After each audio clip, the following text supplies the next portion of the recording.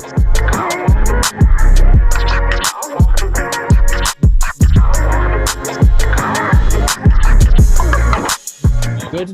morning, good afternoon, and good evening. This is the Voice of Africa TV, and if you're listening, this is the Voice of Africa podcast.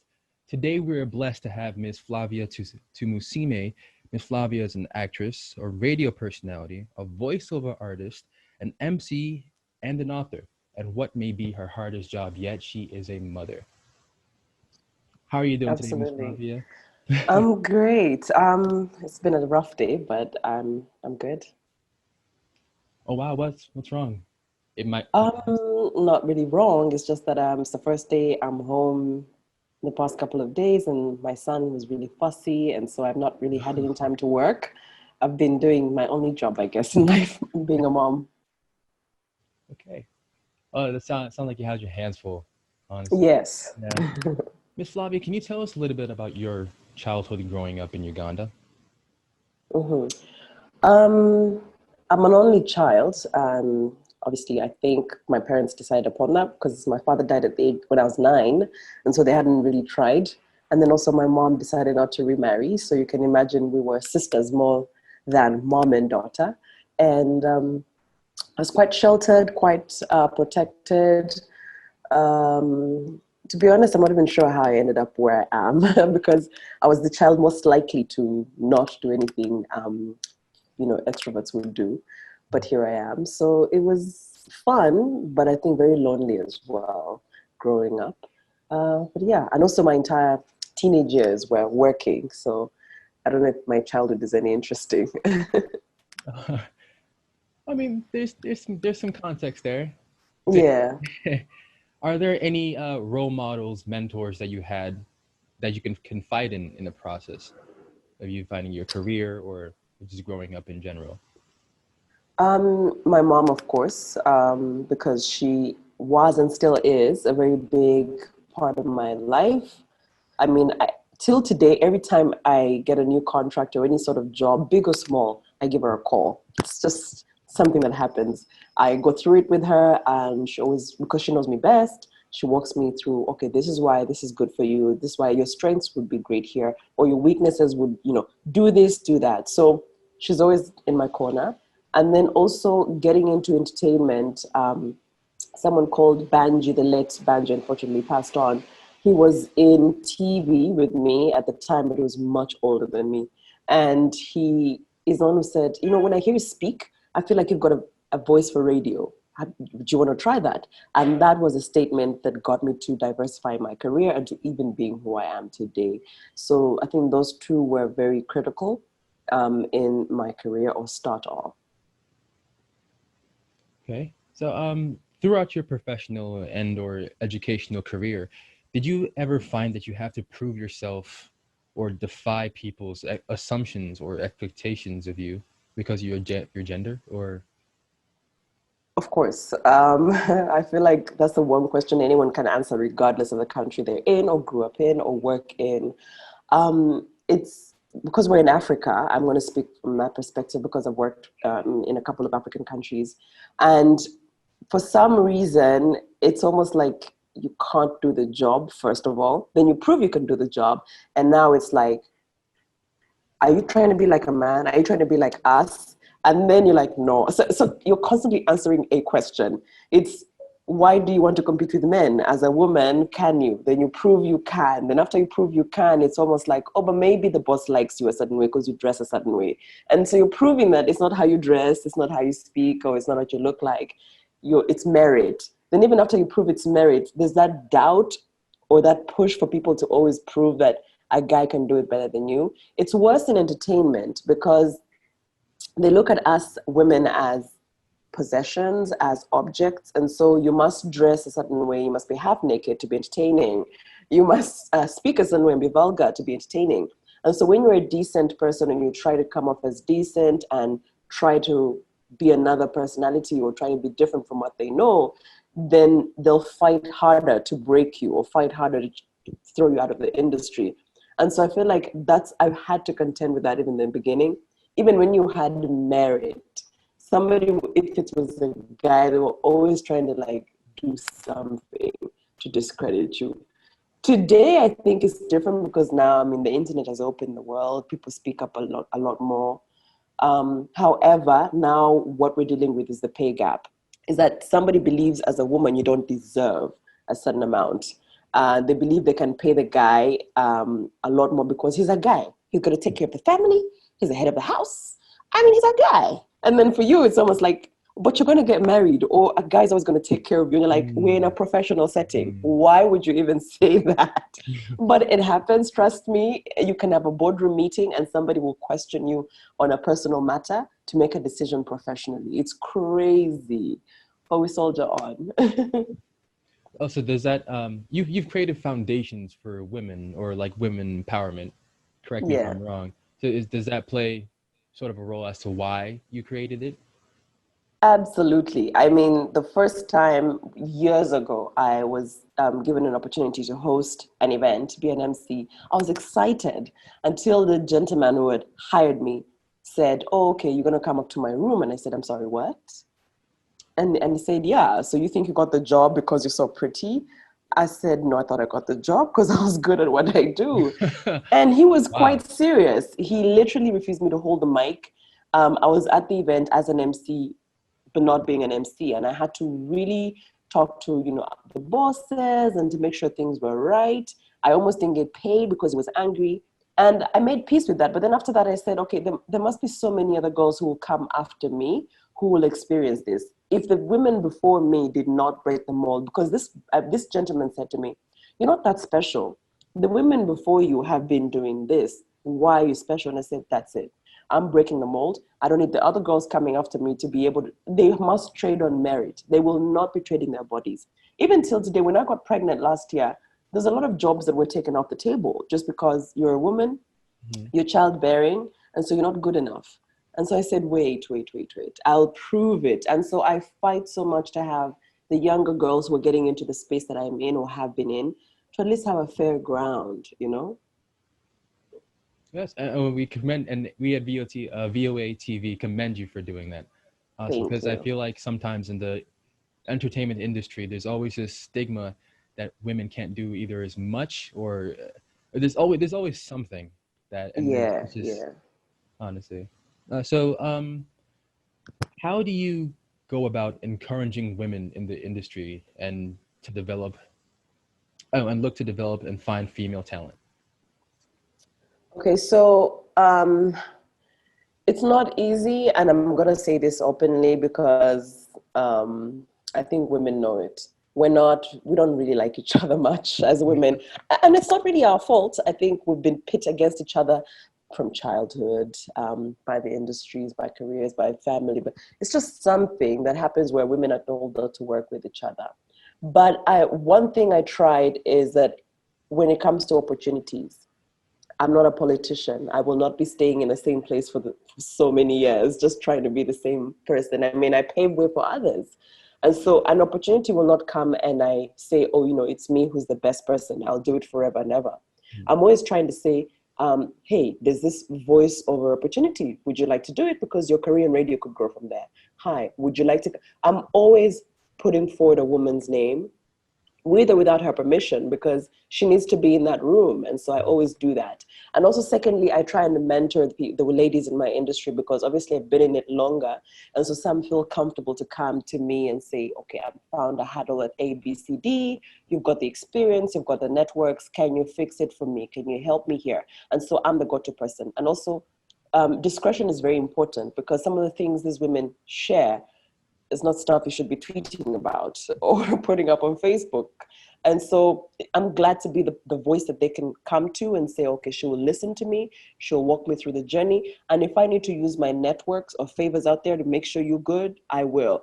But also above and beyond that, I don't want to make a difference just in my industry. And so I try and use my social media platforms for education, because I believe the biggest asset a woman has is information. And so I have these Instagram lives that are very educational, great information from personal finance to self-confidence. And also as well, my YouTube channel is literally a divine platform for just that. Yes, I remember I just finished watching, or well, yesterday I finished watching one of your videos actually about growing or time to grow. And I thought it was really, Yeah. it was really inspiring. It was really nice.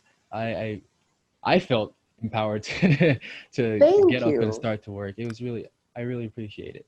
Um, Thank you. when did you realize that TV or presenting or acting in general was something you could make a career out of?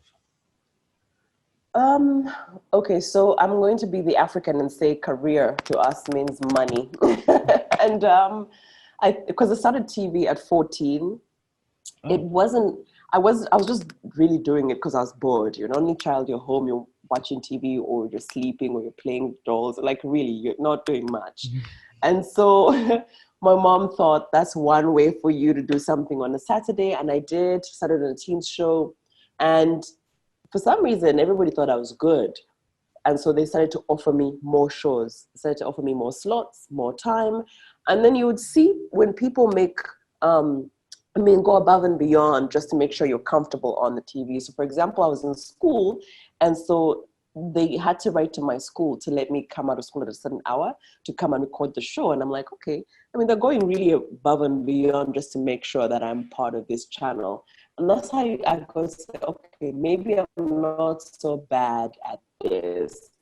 So when I turned 18, I said, I mean, that's it for my teenage years. I can't be on a teens show. For God's sake, I've got to grow. And so I told myself, I said, if I'm going to be the next Oprah, I must get my own show as a grown up and, just just pivot and be different.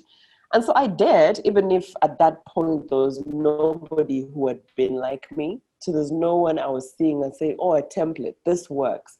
But I decided, and it's about 3, 4 years, when everybody has forgotten my teenage face, come back and rebrand and relaunch myself. Funny enough, it happened. So I got to realize this actually makes sense in 2010. I'd been given an opportunity to do someone else's show, a friend of mine, a colleague in the industry. She was pregnant and she had to go away for maternity leave and said, do you mind sitting? And I did. And sponsors were coming on board, and they're coming on board because of Flavia. I said, okay, I'm going to just sit down and make something out of it. And once I started getting serious, then Channel All came in and, got many, many other opportunities. And I think I've never looked back. For me, the minute I realized people can pay for what I feel is easy for me to do, bang, we're done. wow. That Yeah, that just seemed like it just clicked. Everything just clicked. Got it right to the did. point. Yeah, it did. Wow. Um, what intrinsic or extrinsic motivators told you not to give up after numerous struggles to land a stable TV/radio job? Okay, so I believe one of the biggest pushes or inspirations is myself. I'm gonna have to just go out on this. I don't know if it's LeBron or Jordan who said they compete with themselves, the person they were yesterday. I think I'm that kind of person because I've built a plan. I say 5 years, 10 years, and plus. And I say now I'm on legacy. Right now, what I'm doing is building a legacy because I said in my 30s, I'll build who I'm going to be remembered as. And just the fact that there's a plan, not every day might not work out how I would like it to be, but I'm part of a bigger goal. And just that, just the fact that I'm not living for the success of today, I'm living for, okay, I will make a difference in 5 years, 10 years. That makes me wake up even when I'm tired, I'm exhausted, I've not had enough sleep. I say, you know what, let me go do my best. I'll be known as ABCD and I'll work on it. And so just that pushes me. But also the fact that over the years, I've I've had an audience of young girls who've grown up with me who are either my age or younger or older, who have looked to me and say, we're going to use you as a template to check boxes. How should we live? How should we behave? What should we do in life? And so I feel like I'm carrying that on my shoulders. If I let them down, then what's the point? So that's what I'm saying. I'm working on legacy. I'm working on having a young girl know that it's possible to go after your dreams. It's possible to have a life that you want. It's possible to thrive. And so that's, for me, that pushes me. Assuming that you have, was there anybody else that, or like maybe somebody like DM'd you or some stranger DM'd you, or it was like, don't give up or something like that? Happens all the time, happens every single day. I feel like before I did the vlogs, before I went to my YouTube channel, I used to get randoms, one or two people coming to you and say, oh, you know what, you're amazing, you're doing great. In fact, just to take it back, the reason I stayed on Teens Club in the first place is because one day I was going back home, I think after a year of doing Teens Club, and this woman, a stranger, came up to me and said, are you Flavia Tumusiime? I said, yes. Says, my daughter is always watching you every Saturday, and I like who you are. I like the kind of person you are, and I'm glad she's watching you. I remember thinking, what? She doesn't even know me. But you see, that just makes you like, you're awake, because like, oh, people are watching. So, people used to come up to me and say things. Once I started my YouTube channel, oh my goodness. I mean, the feedback is immense. People are always telling you, and then they're specific. When you said A, B, C, D at this point, at this time, it made me think like this. I mean, for example, when I was on my maternity leave, I started my Instagram live sessions where I was teaching personal finance, and I wanted women to do better, be better. I mean, get up and do something. And imagine this, one of my close friends, who, I mean, she's my close friend. I don't expect her to take any lessons out of my stuff, comes to me and says, I wanted to be, concretize my plan and then come to you. I started a business because of your IG live sessions. And here's the business. Here's how far I've gone. I thank you so much for being an inspiration. And I said, imagine that. I mean, if I don't get such feedback, how will I know? So right now, it comes every time. People have started businesses. People have quit their jobs to start something fresh. People have gone and gotten jobs. People have created opportunities for themselves. And when they tell me, I mean, it fixes everything. So is there anything you wish you could have told yourself starting out in searching for TV and radio jobs, or in this career or this field? Yes. What I'm currently doing, I'm doing a business coaching course today to structure what I do. I always thought, like any other typical person, I must go out there, start a business, excel and make money. And then I forgot that we're in a different generation. I am the business. I am the brand. I mean, I Mm. should look to me being the business and working on myself, because that's what I know. And so I've had to sit down now and structure the brand of Flavia. What do I want to do for women? Branding, how can I put that into words? How can I put that into a product? And so I wish I knew this earlier. I wish I had done this earlier, because I'd be greater, I'd be bigger, I'd have more impact by now. But it's okay, we can start now. So I'm trying to get more structured, which is honestly, if I could go back even 10 years, I would have loved to have more structure and more definition to what I do. So in the present time, how do you intend to use your position of widespread popularity to create change in your community, country, or or beyond? Yeah. So as you know, thanks to COVID, we've got to go global. I mean, you can't really just say you're expecting the two, three people who are buying into your business in your country. Everything is online now. Right. Kudos to me for being forward pacing, that I was already on YouTube and I'd figured out that you can't just tap into, if you want to be a change maker anyway, you can't just tap into your country and the people around you. So what I'm going to do by the end of October, hopefully, as the timelines are, I'm going to start a branding platform for women. I know it's just women, but it's what I know. I know how to create things for women. Right. So it's going to be everything from self-confidence to digital marketing to negotiation skills. And I'm going to really benchmark on my experience to teach these young women and older women just how to be better. If you can brand yourself better to win, if I can help you do that, then great. So that product should be coming out end of October. And so it's going to have a CSR project to it, because I know there's a lot of young women who aren't able to access funding or capital for anything to improve themselves, or can't invest in that way. So I'm going to do both ends. It's going to be a business, yes, to make money, but also to be a change maker. So we'll have both aspects to it. So I can't wait. Awesome. So what do you feel is the most fulfilling aspect of your occupation? Ooh, I've been lucky that I get to do what I love to do. I've been given the opportunity to what I call a job, to instead be a platform where I can reach many people. Because I feel like even a president wants to be a president just to reach millions of people, just to be able to be heard by more than one person. And so I'm lucky enough that what I call a job is a chance every single day to speak to lots of people. And so I think the best part of my job is to know that, one, but also two, to know that if I say the right thing and do the right thing, I'm able to change lives. That's the best part. Wow. And I never really put it into consideration or that deeply, but you can. In fact, Yeah, in today's time, more and more people are looking for answers and wow, interesting. absolutely. So, can you talk a little bit more about the role you play in your charities or foundations that you've worked with, or? Mhm. So I guess from our conversation so far, you can tell that I'm leaning towards women.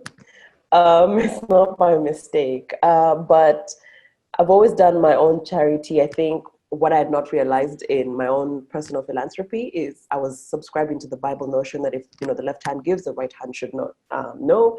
But then turns out everybody wants you to take a picture and show that you've Right. done some sort of charity. Right. But I try my best to help the vulnerable, especially young girls. What we have is a problem where we have teenage pregnancies, girls are dropping out of school.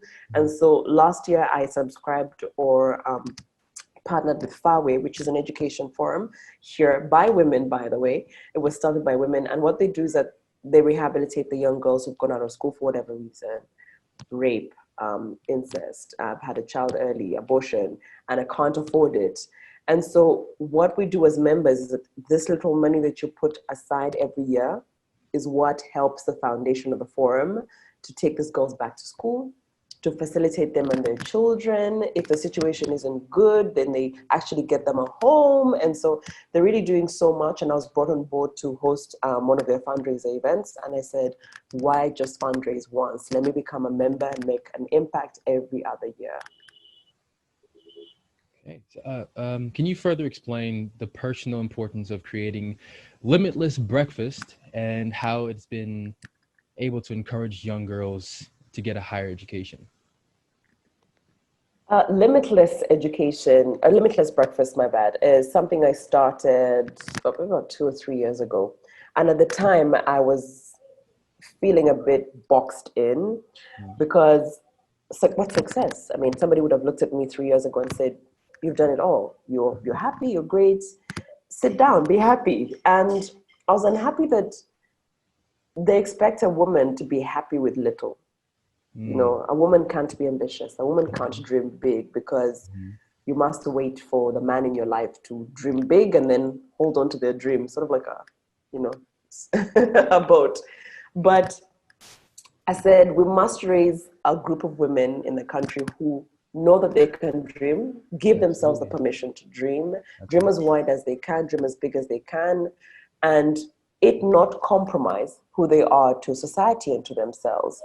And so that's how I started the Limitless Breakfast. And so I said, can I introduce young women to people who've done it, who've actually become limitless in their lives? So we did the first breakfast, and a lot of young women came, and we had Natasha Rubadiri, who's done quite well with interior decor, who raised her children to be great citizens. And so people like that, financial literacy. And so every breakfast has different themes Mhm. because we believe we can't just change your life in one day. So we need to theme it so that if you attend 4 or 5 breakfasts down the line, you've got your purpose, you've got financial literacy, you can have your homemaking skills, life hacks, different things. And so for me, it's just to equip young women to be better and know better. Mhm. That's what I do with the Limitless Breakfast, and it's been a hit. Wow. Yeah, Yeah, you really do a lot. that's true. So, what is next in store in your career, or is there anything left you wish to accomplish in your future? I know that just sounds like you've done a lot, but So, of course, like I mentioned, I'm going to be starting my branding course for women. Right. That platform should be live and open by end of October. I'm giving myself a timeline, but just in case, November. Outside of that, I'm looking to scale back on the jobs that I do. Or not really scale back, but change the work that I do. I've done radio and TV for so many years that I'm looking to do it differently. So I wouldn't let the cat out of the bag, but by the end of next month, people should know what Right. those changes are. And I'm looking more to also open, to give other women an opportunity, or another man anyway, an opportunity to do these jobs. I've done radio for a decade plus. I've done TV for a decade plus. I would want other young people as well and great talents to come into this place, to be mentored by me, and not me just hoarding the place, you know? Okay. So, are there any um, fields that you have not yet explored that you wish to experiment with or in? Yes, I'm sort of toying with marketing. I've always thought communication, to be a great marketer, you must know how to communicate, Right. and I know how to communicate. And so I was approached by an entrepreneur, and yeah, it's a woman who is creating her own products, her own brand, and she really wanted me to put a voice to it and be part of the marketing and PR team. And it's the first time I've had to do anything like that. But she's also opened my mind to say, why not? You can't do the same thing for the rest of your life. Try something new. So it's a bit of a challenge, but it's nice. It's good to see that I'm out of my comfort zone. I have to go out there, sort of like cut calling for sales. I have to really convince people. So I've known that I've had the skill to market, but Right. now I really have to practice it. I have to do it. And so that's something different that I'm doing now. Okay. And these are one of our last few questions. Sad to say, but it Yeah. is. How do you wish to see the future of Africa? I said this to myself, and I think I wrote it about maybe 5 years ago. I wish to see an Africa that supports itself. I know I'm lending on the voice of people who are always saying Africa is enough by itself. We don't need any help. We really don't need anyone to come in and tell us we're great or we're good enough. Mhm. But I think it all stems from the fact that we don't support each other enough. Yeah. And I think we've seen it even with Black Lives Matter or Me Too, the movement, where we're quick to support anybody else outside of our continent. But if it's anybody in our continent, a few retweets. We're not jumping on the hashtag as quick. Mhm. We're not really pushing ourselves as much. If it's a business, um, would rather buy something else than buy our own people's products. So I feel like an Africa that supports itself or support each other, I mean, will be an Africa to be, grappled with. So I feel like we just need to start there. And we can start small, in country support, next country support, border, just start small. But I feel like we really don't necessarily, we know we like each other as Africans, but we'll hesitate to support each other. And so if Mhm. that was the race, I think that's the kind of Africa I'd like to see. Awesome. Because it seems like Yeah. in like Africa as a whole, we're kind of we're so laid back with the things that Yeah. we have, the resources, we have the people, we have the manpower, but we just seem so laid back. And I don't know how else we're trying to use this platform as a means to reach out to other Africans, Africans in America, Africans in Europe, and try to say like, hey, let's go back to our country or go back to our hometowns and like let's start helping each other. But you know, Absolutely. how can African actresses command more respect dollar wise? Ooh. Um, Even if they weren't actresses, I'd give them the same advice. Value.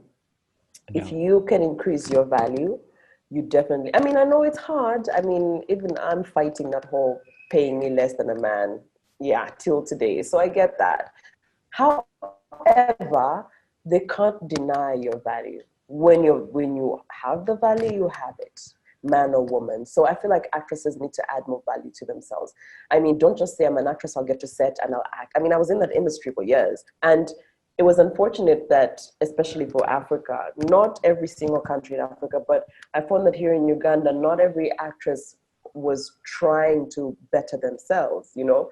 I mean, you hear of Lupita Nyong'o coming to Uganda to be in a role, and everybody, you know, is complaining. Why? We don't have an Ugandan actress to do this job. I'm like, but have you put your value forward? Have you put your best foot forward for people to know that this is what you do? Right. So I think we're laid back, as you said. We're not interested in adding on to it. If I was in the last film and it was good, great.